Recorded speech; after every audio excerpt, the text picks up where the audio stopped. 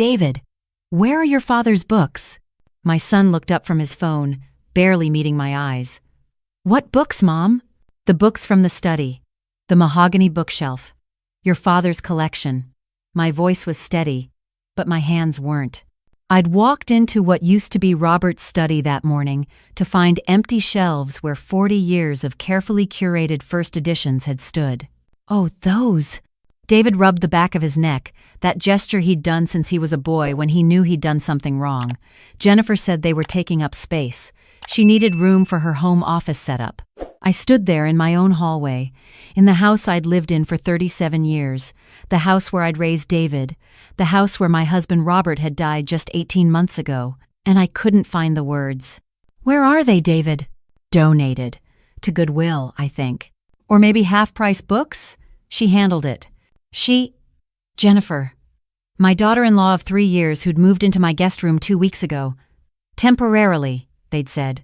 Just until they found a new place after their landlord suddenly decided not to renew their lease. Those were first editions, some of them signed. Your father spent. They were just books, Mom. David's jaw tightened. Jennifer needs to work from home. The study has the best light. You weren't using it anyway. I wasn't using it because I couldn't bear to go in there most days. Because Robert's reading glasses were still on the side table. Because his bookmark was still holding his place in the last book he'd never finish. Because it still smelled like his aftershave and pipe tobacco, even though he'd quit smoking a decade before he died. But I didn't say any of that. I just turned and walked back to the kitchen, where I'd been making breakfast for 3 adults who weren't my husband. Let me back up. Let me tell you how we got here. It started 6 weeks ago. David called me on a Tuesday evening, his voice tight with stress. Mom, we have a situation. Our landlord is selling the building. We have 30 days to move out. Oh, honey, that's terrible. What are you going to do? Well, Jennifer and I were talking. With the housing market right now, rent prices are insane. We thought, maybe we could stay with you for a little while? Just until we find something reasonable? I should have said no right then. I should have felt the hesitation that was whispering at the back of my mind. But David is my only child. Robert had died so suddenly, heart attack at 64, gone before the ambulance arrived, and some part of me was still desperate to hold on to family, to not be alone in this big house, with too many memories and too much silence. Of course, I said. You're always welcome here. Thanks, Mom. You're a lifesaver. We'll be out of your hair in no time. They arrived the following Saturday with more belongings than I'd expected. Box after box. Furniture. Jennifer's Peloton bike. A whole second TV. Babe, where should we put this? David was struggling with a massive sectional sofa. The living room? Obviously, Jennifer said, not looking up from her phone. The furniture in there is so outdated anyway. That furniture was the set Robert and I had picked out together when we'd first bought this house. The cream-colored sofa where we'd watched David grow up, where we'd spent thousands of evenings reading together, where Robert had held my hand through good news and bad. But I didn't say anything. They were stressed. Moving is hard. I could be flexible. Actually, I said carefully, there's not really room for another couch in there. Why don't we put it in the guest room for now? Jennifer finally looked at me, her expression flat. Eleanor, the whole point of staying here is to be comfortable, not to live out of a bedroom like we're college kids. Eleanor. Not Mom, not even a polite Mrs. Chen. Just my first name, like I was her roommate instead of her elder and her husband's mother. Well, this is still my home, I said, keeping my voice light. I'd like to keep the living room as it is. David, talk to your mom. Jennifer walked away, already on her phone again. My son looked between us, then at me with pleading eyes. Mom, come on, it's just a couch. It's temporary anyway. So Robert's and my sofa ended up in the garage, under a tarp. Just for a few weeks, David promised. A few weeks. That was the first thing. The first small compromise. The first time I felt like a guest in my own home. The second week, Jennifer decided the kitchen needed updating. Not in terms of renovation, thank God she couldn't do that without my permission, but in terms of organization. I came home from my Wednesday morning book club to find all my cabinets rearranged. 40 years of knowing exactly where everything was. Gone. The coffee mugs Robert had collected from every place we'd traveled, Japan, Ireland, Morocco, Peru, were shoved in a back cabinet, replaced by Jennifer's matching white ceramic set. I reorganized, she said brightly when I stood there, frozen, holding a grocery bag. Makes so much more sense this way. Your system was really inefficient. Those mugs, some of them are quite valuable. They need to be handled carefully. They're just cups, Eleanor. I didn't break anything. She rolled her eyes at David, who was sitting at my kitchen table like this was perfectly normal. By week 3, Jennifer's mother, Patricia, had joined us. Just for a few days, Jennifer said. She's having some work done on her condo. Patricia took over the second guest room. She was a louder, older version of Jennifer, with opinions about everything and a voice that carried through walls. Eleanor, do you have any real coffee? This grocery store brand is undrinkable. Eleanor, you should really do something about those kitchen curtains. Very dated. Eleanor, when was the last time you had this carpet cleaned? I'm very sensitive to allergens. I gritted my teeth and reminded myself. Temporary. This is all temporary. But then came the study. Robert's study was on the first floor, a converted bedroom with built-in bookshelves, a large oak desk, and a window that looked out onto the garden he'd loved. After he died, I'd kept it exactly as it was, his fountain pens in their holder, his leather chair, his books. Those books were Robert's passion. First edition Hemingways, signed copies of Vonnegut, a complete set of Dickens from the 1,890 seconds. He'd collected them over decades, hunting through used bookstores on our trips, bidding in auctions, treating each one like treasure. I'm setting up my office in here, Jennifer announced on a Monday morning. I'd been in the garden, my refuge, when I heard furniture moving. I rushed inside to find her directing David. The desk goes. It's too masculine. We'll move it to the garage. That was Robert's desk. His father made it for him. Well, it doesn't work with my aesthetic. I need clean lines, Scandinavian modern. David, can you search Facebook Marketplace? We might be able to sell it. You will not sell my husband's desk. My voice came out sharper than I'd intended. Jennifer's eyebrows rose. Wow, okay. Didn't realize you were so attached to furniture. It's not about I took a breath. This is Robert's study. I'd like to keep it as it is. Eleanor, let's be real. Robert is gone. You're not using this room. It's just sitting here collecting dust. I need a home office. David works in construction. He's gone all day. I'm here. I need a professional space to take calls. She wasn't wrong about the room sitting unused, but she was wrong about everything else. There are other rooms. This one has the best light and the best internet connection. Don't be difficult. Don't be difficult. In my own home, I looked at David, waiting for him to say something, to defend his father's memory, to tell his wife that she was being unreasonable, but he just stood there, holding one end of his father's desk, looking at the floor. Mom, maybe we could just move some of the books? Jennifer needs space for her equipment. Some of the books, I repeated. Yeah. Pack them up. We can store them in the garage. So that's what I did. I spent that afternoon carefully boxing up Robert's books, running my fingers over spines he'd touched, finding his handwritten notes in margins, crying over the travel journal he'd kept of bookstores we'd visited together. Jennifer watched me, sipping coffee, occasionally suggesting I speed it up because her new desk was being delivered the next day. I took the books to the garage. 23 boxes. I labeled each one carefully, made an inventory, and stacked them along the wall next to our displaced sofa. The next morning, the boxes were gone. David, where are the boxes from the garage? That's when he told me.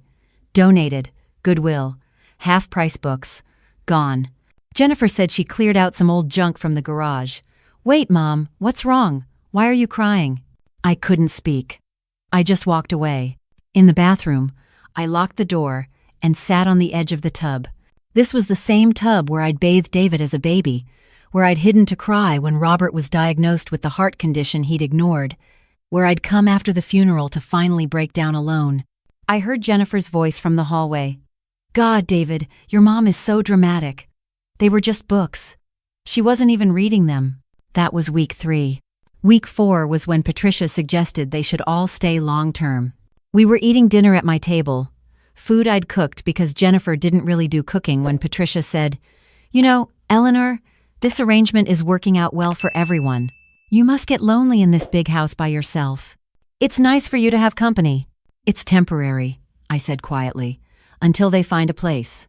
"Well, about that." Jennifer exchanged a look with David. "We've been thinking. Why rush? The rental market is terrible right now. You have all this space. It makes sense for us to stay and save money for a down payment." "How long are we talking?" My fork was frozen halfway to my mouth. 6 months? Maybe a year? A year. "It would really help us out, Mom," David said. "And like Patricia said, you shouldn't be alone." "I'm not asking to be here alone," I said. "But this was meant to be temporary. Don't you want your son to be able to afford a house?" Jennifer's tone had an edge now. "Or are you too selfish to help your own family?" I felt something shift inside me, a line being drawn that I'd been too polite to acknowledge before. I never said I wouldn't help, but there's a difference between helping and giving up my home. "Your home?" Jennifer laughed, actually laughed. "Eleanor, you're retired. You're here all day anyway. What do you even need all this space for? You should be downsizing. This house is way too much for one person your age." One person my age. Like I was ancient. Decrepit. In the way. "Jennifer," David said, but it was weak, performative. "What?" "I'm just being honest. It's weird for her to be rattling around in here alone. She should be in one of those senior communities." A senior community. I was 65, not 85. I gardened. I took long walks. I volunteered at the library. I had my book club and my bridge group and my life. But Jennifer had already moved on, her attention back on her phone. "Anyway, we'll stay.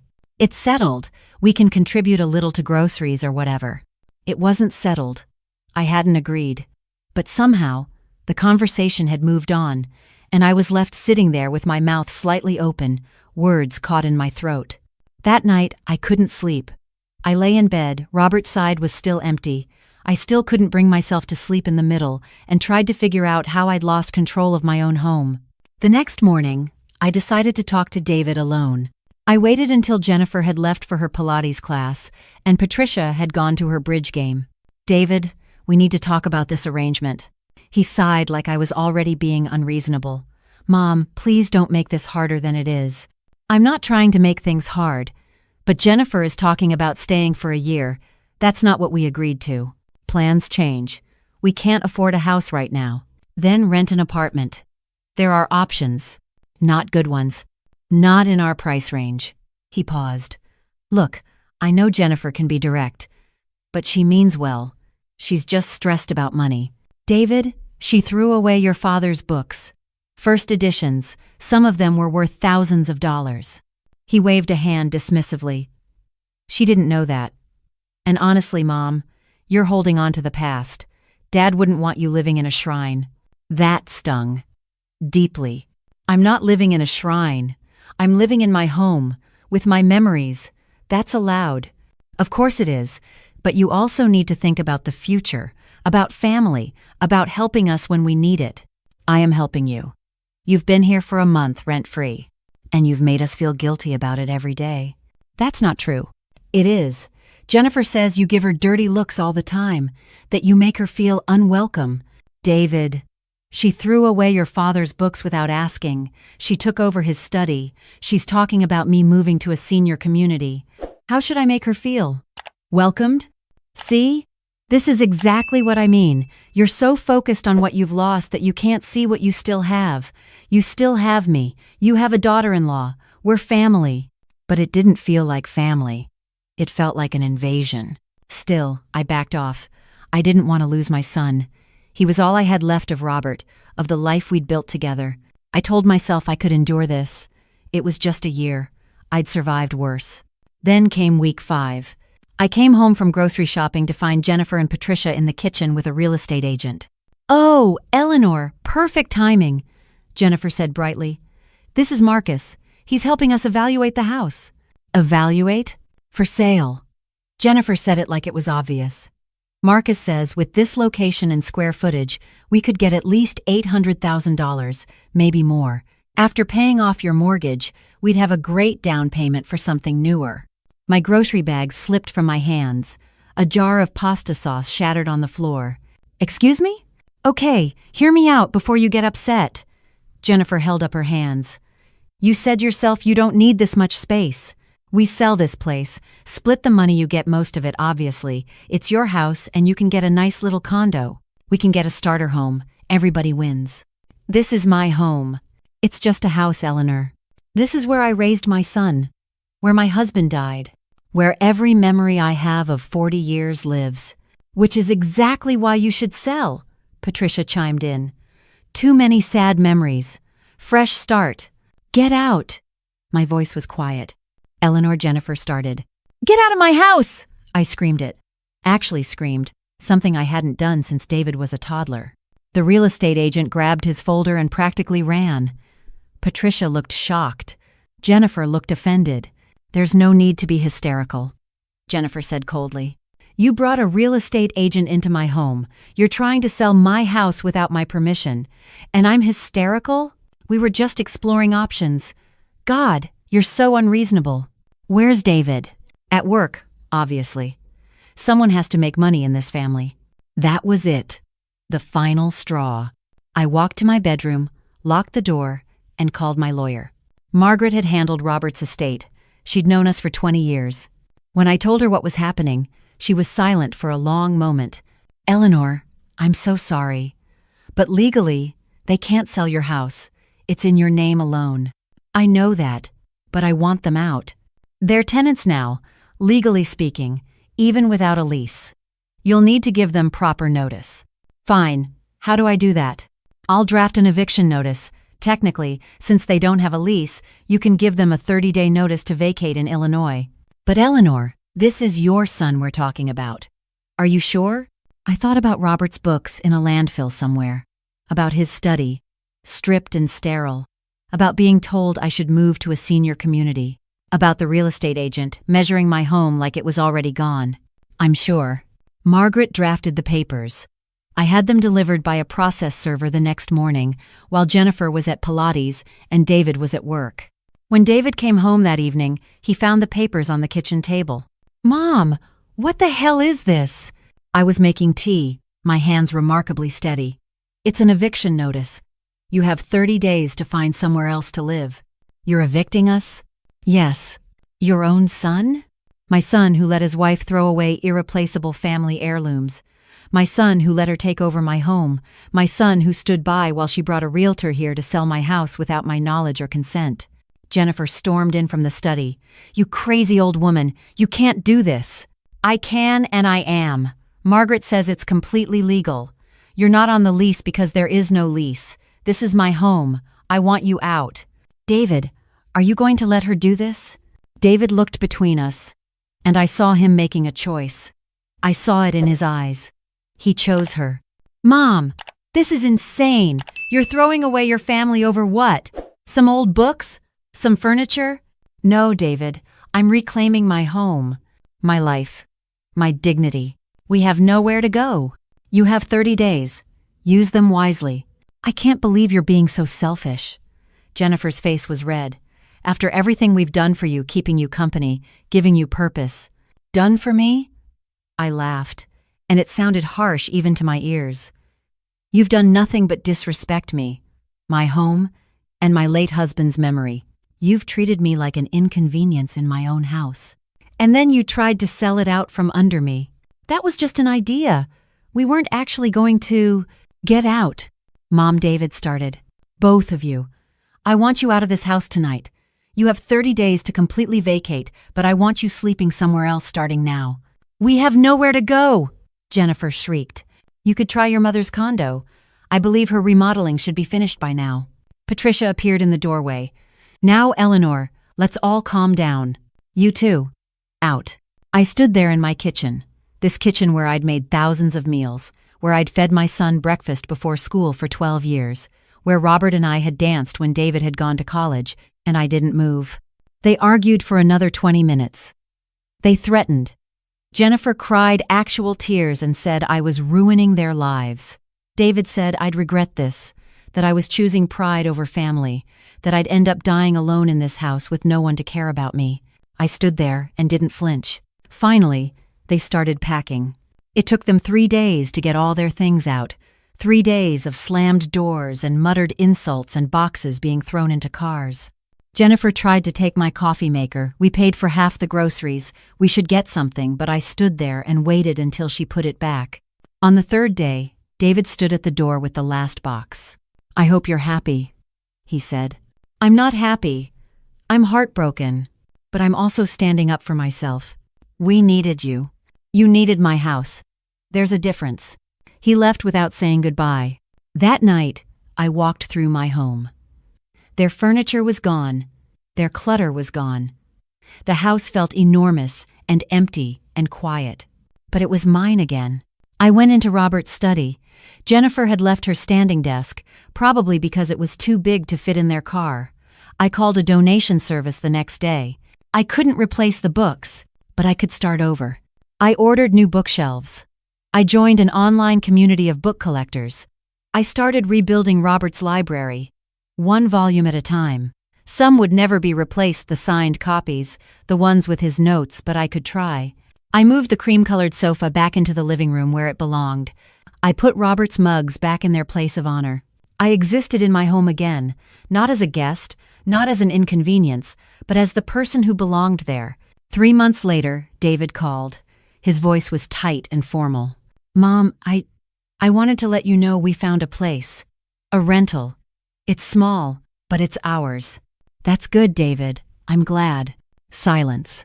"Jennifer's mother is living with us now. Her condo sold. She needed somewhere to go." I almost laughed but swallowed it. "How's that working out?" More silence. Then, "It's challenging." "I imagine so. She has a lot of opinions about how we should live, about the food we eat, about how Jennifer and I communicate. She's kind of taken over." "And she wants to stay long term.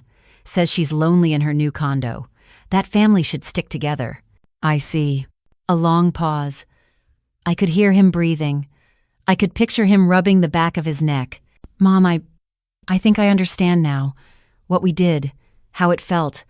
"Do you?" "Jennifer still thinks you overreacted, but I'm starting to see it differently. Being in your own space with someone else, making all the decisions, having your things moved or thrown away, not feeling like you have a say in your own home, it's..." He trailed off. "It's violating," I said quietly. Yeah, it is.